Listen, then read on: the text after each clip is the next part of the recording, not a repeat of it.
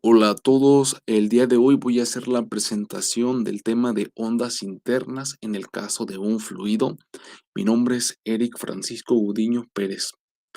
Para comenzar a hablar de este tema es importante tener en mente el concepto de onda, que viene siendo una transferencia de energía a través de un medio o a través del vacío sin que ésta implique una transferencia de masa. Es decir, tenemos una perturbación que se propaga a través de un medio o a través del vacío. Puede ser un medio sólido o un fluido o el vacío. Nosotros podemos observar o hemos observado la existencia de diversos tipos de ondas en la naturaleza, entre ellas las ondas acústicas que nosotros percibimos como el sonido debido a la vibración de las moléculas del aire, o en el caso de las ondas mecánicas que se propagan por debajo de la superficie de la Tierra debido a los movimientos telúricos, es decir, a los sismos originados por la actividad del interior de la Tierra.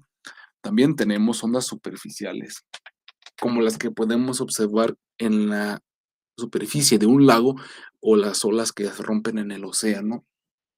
Y algunos parámetros necesarios y útiles para estudiar estas ondas viene siendo la longitud de onda asociada, la frecuencia de oscilación, el periodo, es decir, el tiempo que tarda en completarse un ciclo, la amplitud de onda, que vendría siendo la el alcance máximo de una cresta, en el caso de una onda o de un valle con respecto a un punto de equilibrio.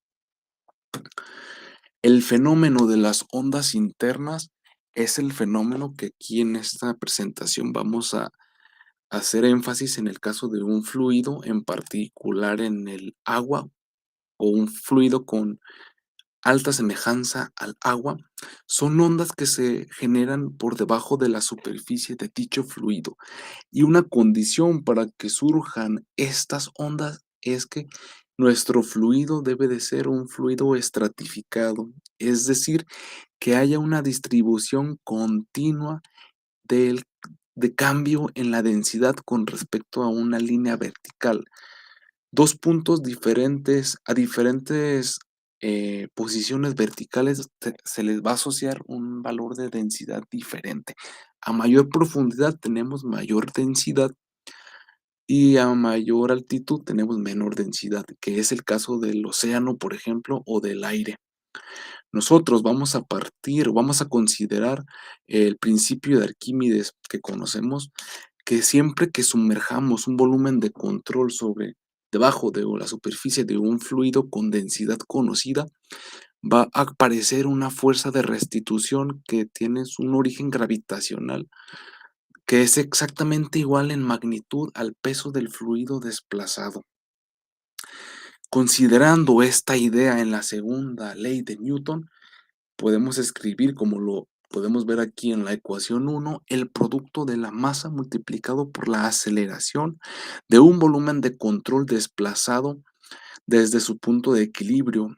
Debe de ser exactamente igual al producto de la gravedad multiplicado por una densidad perturbada asociada a ese cambio de posición, que se expresa como la magnitud del desplazamiento desde la posición de equilibrio multiplicado por la densidad, el gradiente de densidad y multiplicado finalmente por el volumen de control.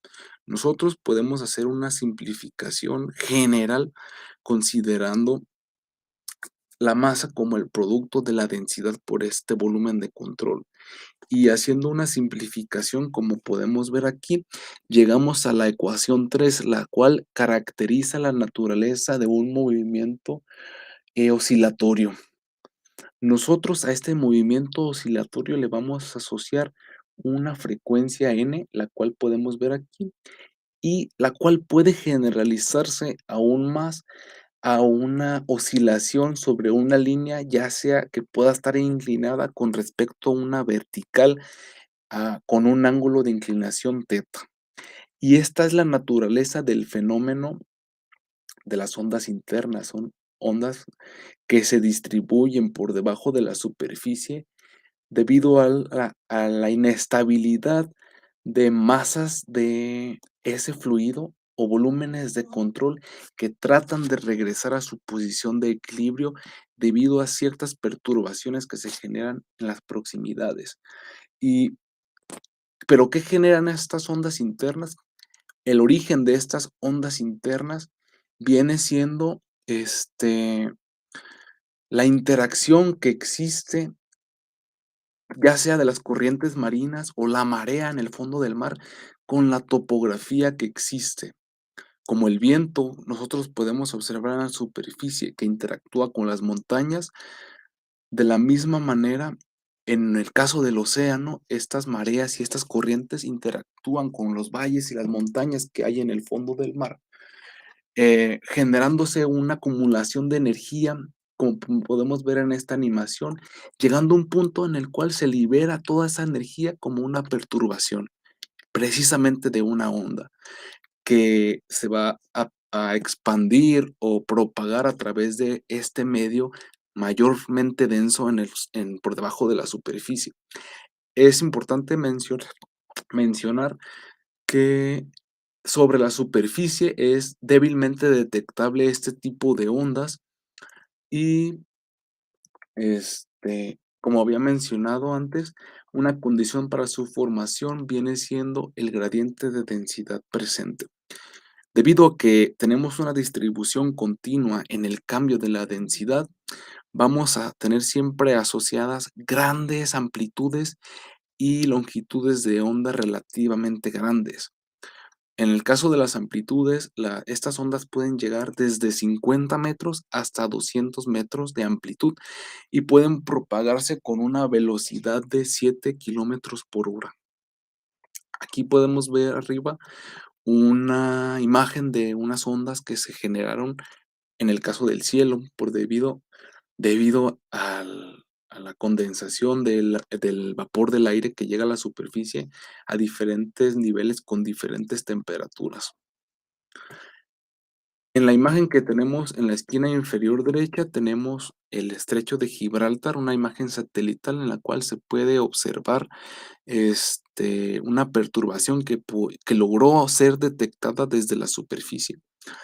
Y es importante mencionar que el estudio de estos fenómenos es un área muy interesante y es un fenómeno que se presenta en todo el mundo con frecuencia relativa mayor en unos puntos que en otros, pero es un fenómeno que se estudia y que promete obtener mayores resultados para entender la dinámica del interior de la Tierra, así como de la superficie. Y por mi parte, esto sería todo. Gracias por su atención.